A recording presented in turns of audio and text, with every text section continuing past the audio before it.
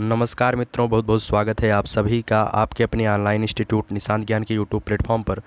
मैं नितिन उपाध्याय आप सभी का बहुत बहुत स्वागत करता हूं, अभिनंदन करता हूं आज की इस वीडियो में। आज का जो मेरे वीडियो का एक श्रृंखला होने वाला है, मेरे वीडियो का जो शीर्षक है वह है विश्व के प्रमुख भौगोलिक उपनाम। थोड़ा सा मैं पेन चेंज कर लेता हूँ जिससे आपको अच्छे से दिखाई दे। यह है विश्व के प्रमुख भौगोलिक उपनाम के बारे में यह बताया गया है आपके सामने, तो देखिएगा। और एक ट्रिक की सहायता से आपको मैंने बताया है। बहुत ही आपको कभी याद नहीं होता होगा ये चीज़ें, लेकिन मैं आज आपके सामने एक गारंटी लेता हूँ 100% कि आपको विश्व के प्रमुख भौगोलिक उपनाम आसानी से याद करा दूंगा। देखिएगा, दिल्ली पुलिस कांस्टेबल का जो पेपर होने वाला है इसमें स्टैटिक जीके का बहुत महत्वपूर्ण रोल है। तो स्टैटिक जीके आप किस तरीके से कवर कर सकते हैं, एक दिन में तो बैठकर आप स्टैटिक जीके को कवर नहीं कर सकते हैं, ठीक है।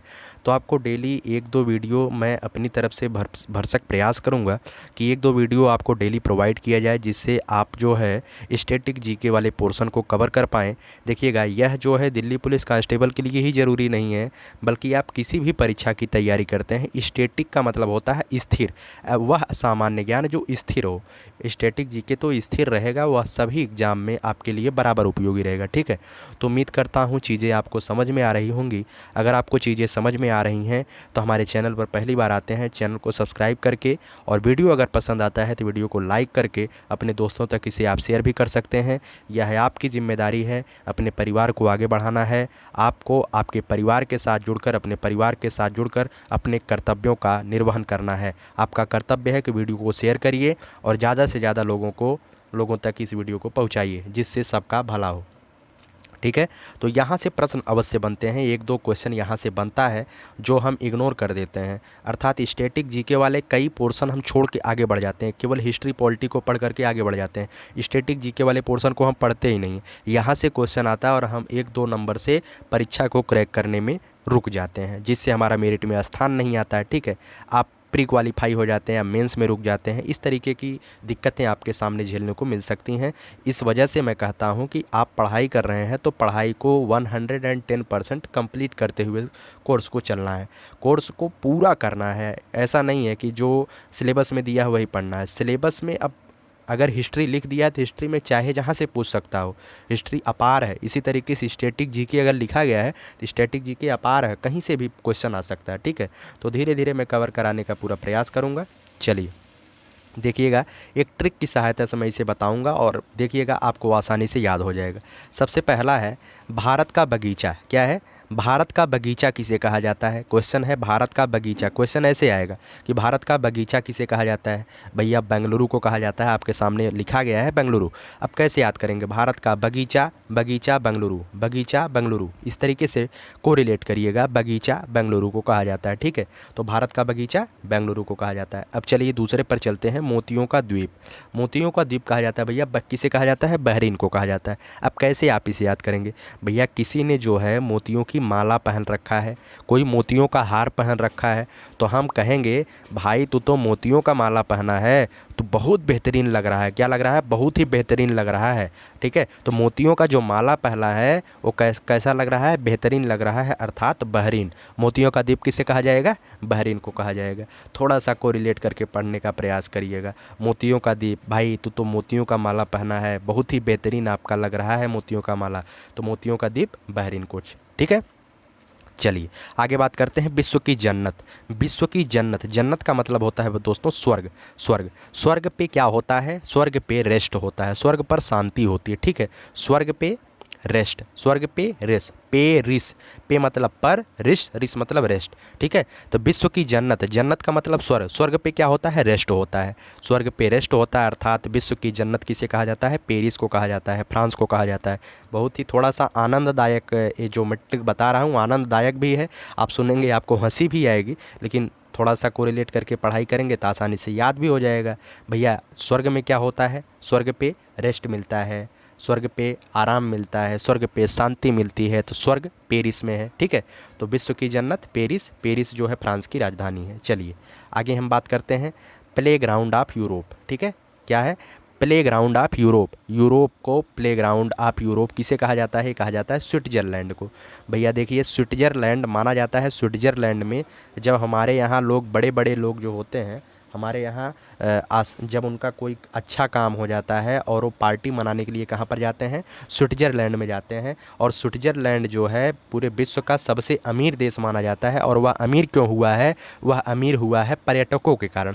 हमारे यहाँ के जो बड़े लोग हैं वहाँ पर कोई चीज़ उनका सफल हो जाता है हमारे यहाँ, तो स्विट्ज़रलैंड में जाते हैं पार्टी मनाने के लिए, अर्थात स्विट्ज़रलैंड खेलने कूदने जाते हैं। ठीक है, तो इस वजह से आप इससे को रिलेट करिएगा कि प्लेग्राउंड ऑफ यूरोप अर्थात स्विट्ज़रलैंड। आप बड़े आदमी हो गए, आपका कोई काम अच्छा हो गया है, तो आप जो है स्विट्ज़रलैंड जाएंगे खेलने के लिए, स्विट्ज़रलैंड जाएंगे पार्टी मनाने के लिए। तो स्विट्ज़रलैंड प्लेग्राउंड ऑफ यूरोप। ठीक है, तो उम्मीद करता हूँ चीज़ें आपको थोड़ा सा आसान लग रही होंगी। आगे है सूर्योदय का देश किसे कहा जाता है? सूर्योदय का देश कहा जाता है जापान को। अब इसे किस तरीके से कोरिलेट करेंगे? जापान के अंतिम शब्द पान को ले लीजिए और इधर सूर्योदय के ले लीजिए। ठीक है, तो सूर्योदय, कुछ व्यक्ति ऐसे होते हैं जो पान के बहुत ही ज़्यादा शौकीन होते हैं। वो क्या कहेंगे, किसी अपने बच्चे से क्या कहेंगे? जा भाई, सुबह हो गया है, सूर्योदय हो गया, जा पान लेके आ। ठीक है, तो जा पान लेके आ, सूर्योदय हो गया है, मैं सूर्योदय से ही सूर्यास्त तक पान खाऊंगा। ठीक है, तो ऐसे कुछ लोग होते हैं जो पान के बहुत ज़्यादा शौकीन होते हैं और सूर्योदय से ही पान का आनंद लुत्फ़ उठाना शुरू कर देते हैं। ठीक है, तो सूर्योदय का देश किसे कहा जाता है? जापान को कहा जाता है। बहुत ही आसानी से कोरिलेट कर पा रहे होंगे। चलिए आगे बात करते हैं लैंड ऑफ थंडरबोल्ट। क्या है? Land of Thunderbolt. अब इसे किस तरीके से याद करेंगे? लैंड ऑफ थंडरबोल्ट का मतलब होता है, इसे कहा जाता है, भूटान को कहा जाता है। अब ध्यान रखिएगा, अगर आप लोग भारत के मैप को देखे होंगे तो आपको पता चला होगा, भारत के मैप में ये जो दक्षिण ये वाला हिस्सा है, ठीक है, इधर उत्तर के साइड में जो हिमालय पर्वत वाला हिस्सा है, वहाँ पर जो है इसी हिमालय की तलहटी में एक देश स्थित है जिसे भूटान कहा जाता है। भूटान जो है हिमालय की तलहटी में स्थित है। ठीक है, तो हिमालय की तलहटी में स्थित होने के कारण थंडर का मतलब होता है तूफान। क्या होता है? थंडर का मतलब होता है तूफान।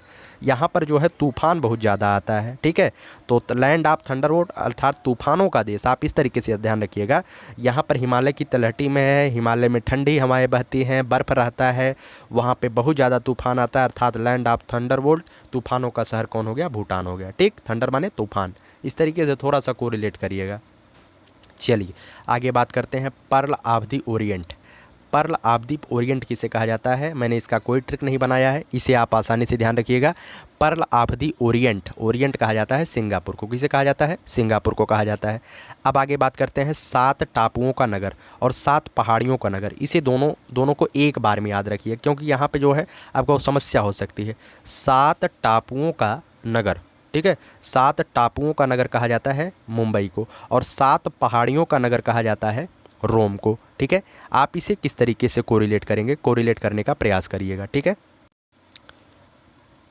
चलिए आप 7 टापुओं के नगर को कोरिलेट करिएगा इस तरीके से। देखिएगा, ध्यान से सुनिएगा, ये एक हमारा थोड़ा सा फनी ट्रिक है, इसे ध्यान रखिएगा। 7 टापू मतलब डाकुओं। मैं लिख रहा हूँ 7 मतलब टापू मतलब डाकू। देखिएगा, जो शोले पिक्चर बना था, शोले पिक्चर, ठीक है, जो शोले पिक्चर बना था, आप बहुत ही आसानी से जानते होंगे, अरे वो शाबा कितने आदमी थे, ये वाला जो शोले पिक्चर बना था उसमें क्या थे? उसमें जो है डाकू थे। ठीक है, तो जो डाकू थे और जो जितने भी पिक्चर बनते हैं, पिक्चर में डाकू होते हैं, विलन होते हैं, ये सब रोल कहाँ पे, पिक्चर कहाँ पे बनता है? सभी पिक्चर जो है मुंबई में बनता है। ठीक है, तो 7 टापुओं का नगर अर्थात डाकू किस में थे? शोले पिक्चर में थे। और शोले पिक्चर कहाँ बनी थी? तो मुंबई में बनी, कहीं भी थी, लेकिन बम्बई में जो है रिलीज हुई थी, अर्थात फिल्म सिटी मुंबई को बोला जाता है। इस तरीके से कोरिलेट करिएगा। डाकू कहाँ पे? शोले पिक्चर में, शोले कहाँ? मुंबई में। ठीक, आसानी से ध्यान रख लीजिएगा। चलिए हम आगे बात करते हैं 7 पहाड़ियों का नगर। अब इसे कैसे याद करेंगे? भैया जब आप किसी पहाड़ी पर जाते हैं, जब पहाड़ी पर चढ़ते ऊपर चले जाएंगे, वहाँ पर जब धीरे धीरे आप ऊपर जाएंगे तो वहाँ पर ठंडी पड़ने लगेगी। क्या पड़ने लगेगी? ठंडी पड़ने लगेगी। जब आपकी ठंडी पड़ने लगेगी तो आपके रोम खड़े हो जाएंगे। ठीक है, तो आपके रोम क्या हो जाएंगे? खड़े हो जाएंगे। पहाड़ी पर जब जैसे जैसे आप ऊपर जाएंगे तो आपके रोम खड़े हो जाएंगे, आपके रोंगटे खड़े हो जाएंगे। तो 7 पहाड़ियों का नगर किसे कहा जाएगा? रोम को कहा जाएगा। 7 टापुओं का नगर, डाकू वहाँ पे आएंगे, शोले पिक्चर बनेगी और शोले पिक्चर मुंबई में निकलेगी।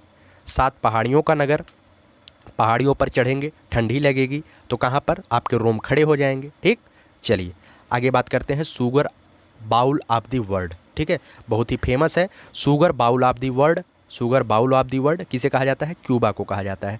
शुगर बाउल मतलब चीनी का कटोरा, चीनी का कटोरा, ठीक है, चीनी का कटोरा कहा जाता है क्यूबा को। भाई अब इसे किस तरीके से आप याद रखोगे? शुगर बाउल, किसी को शुगर हुआ है, किसी को, हमारे गांव में किसी को शुगर हुआ है और वो कह रहा है मुझे एक बाउल शुगर दे दो। शुगर हुआ भी है और कह रहा है मुझे एक कटोरा शुगर दे दो, अर्थात मुझे एक कटोरा चीनी दे दो, बहुत दिन से मैंने चीनी नहीं खाया है, ठीक है। तो आपसे अगर वो आदमी छोटा होगा तो आप कहेंगे क्यों बे, क्या कहेंगे? क्यों बे, तुम्हें जो है शुगर हुआ है फिर भी तुम एक कटोरा शुगर मांग रहे हो, तुम्हें बुद्धि है कि नहीं है? ठीक है, तो उसे शुगर भी हुआ है, शुगर होने के बाद कह रहा है भैया मुझे एक बाउल शुगर दे दीजिए, चीनी दे दीजिए। तब आप कहेंगे क्यों बे, तुझे शुगर हुआ है तब भी तुम मुझसे चीनी मांग रहे हो, ठीक है। इसे इस तरीके से ध्यान रखिएगा, क्यों बे, तुम्हें शुगर हुआ है तब भी चीनी मांग रहे हो कटोरा भर के, ठीक है। तो Cuba, sugar bowl of the world अर्थात चीनी का कटोरा क्यूबा को। चलिए आगे बात करते हैं पवित्र भूमि। पवित्र भूमि किसे कहा जाता है? जेरूशलम को। पवित्र भूमि कौन है? जहाँ पर ईश्वर की उत्पत्ति हो जाए उसे ही पवित्र भूमि कहा जाएगा, ठीक है। ईश्वर जहाँ पर उत्पन्न हो जाएंगे वह क्या हो जाएगी? अपने आप पवित्र भूमि हो जाएगी, ठीक है। तो जेरूशलम, ठीक है। तो इसमें देखिएगा जेरूशलम में जेरूशलम जब आप करेंगे तो यहाँ पर अंत में आ रहा है असलम, क्या आ रहा है? असलम आ रहा है, ठीक है। तो जेरूशलम में अंत में असलम आ रहा है, असलम शब्द से कोरिलेट करिएगा, अल्लाह, असलम, अल्लाह, ठीक है। तो अल्लाह मतलब भगवान, पवित्र भूमि कौन है? जेरूशलम है, असलम है, ठीक है। असलम से आपको रिलेट करिएगा, जेरूशलम, असलम, ठीक है। तो ईश्वर का निवास, ईश्वर का स्थान जो होगा वही पवित्र भूमि होगी, अर्थात पवित्र भूमि किसे कहा जाएगा? जेरूशलम। और जेरूशलम जो है वो कहाँ पर स्थित है? इजराइल में स्थित है, ठीक है। तो आसानी से ध्यान रख लीजिएगा। आगे है सफ़ेद हाथियों का शहर, बहुत ही फनी ट्रिक इसे भी मैंने बनाया है। हाथी का जो थाई होता है, थाई मतलब जांघ, हाथी का जो थाई होता है क्या होता है? मोटा होता है, ठीक है।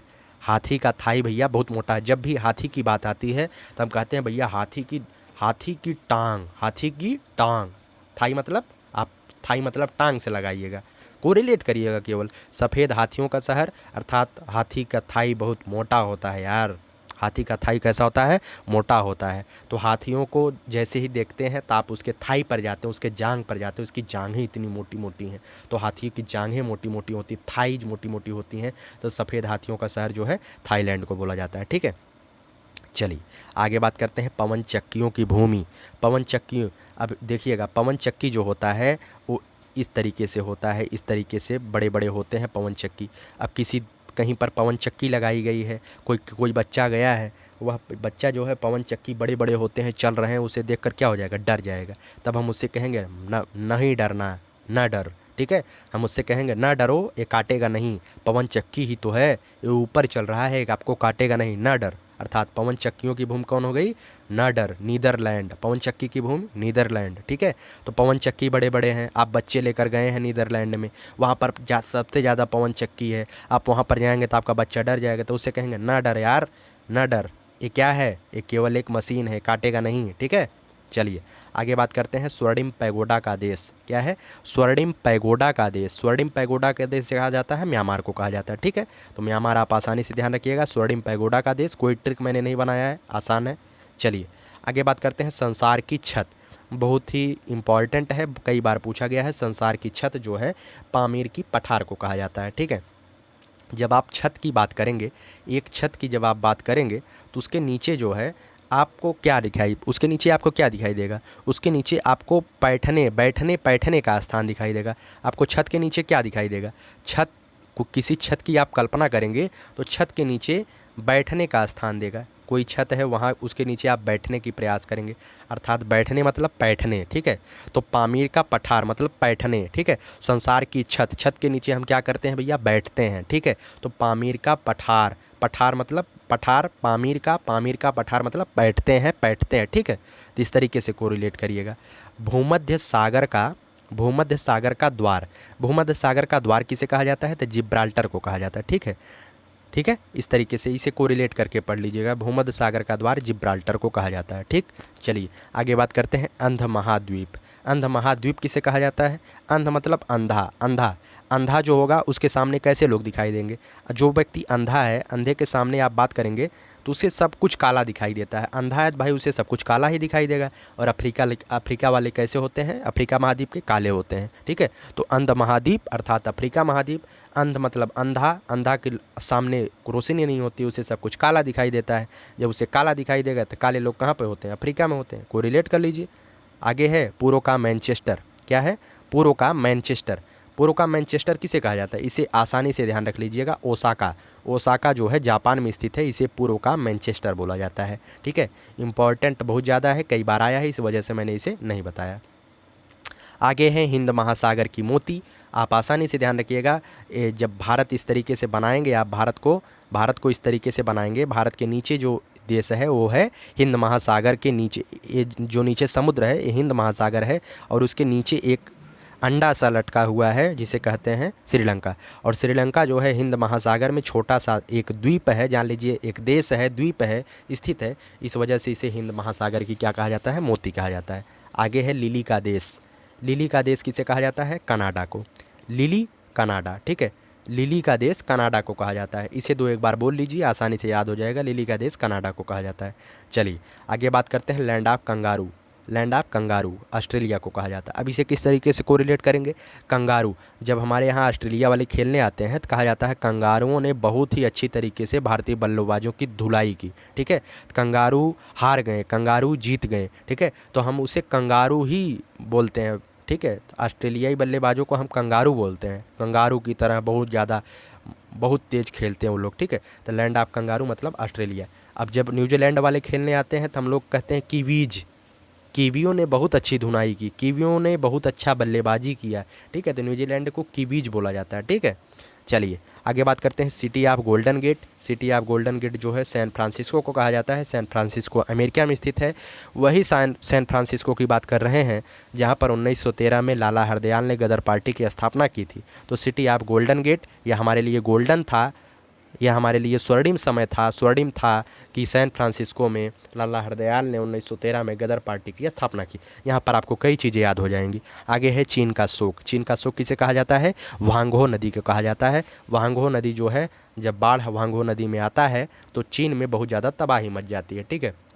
तो उम्मीद करता हूँ कई चीज़ें मैंने आपको आसानी से बताया है, कोरिलेट करके पढ़ाने का प्रयास किया है, और चीज़ें आपको 110% आपको समझ में आ गई होंगी। इसी के साथ अगर आपको वीडियो पसंद आता है, मैंने आपके लिए मेहनत किया है, अगर आपको वीडियो पसंद आता है तो वीडियो को लाइक करके हमारा मनोबल बढ़ाइए, और चैनल पर पहली बार आते हैं चैनल को सब्सक्राइब करके हमसे जुड़ जाइए। 1 नंबर आपको यहाँ से बनेगा, और ध्यान रखिएगा आपको 1 नंबर यहाँ से बनेगा, और आप 1 नंबर तैयार कर चुके हैं अगर आपने वीडियो को पूरा देखा है, ठीक है। वीडियो थोड़ा सा लंबा भले हो गया है, लेकिन आप देख लेंगे पूरा तो आपका एक एक चीज़ क्लियर हो जाएगा। धन्यवाद आप सभी का वीडियो को देखने के लिए। जय हिंद, जय भारत।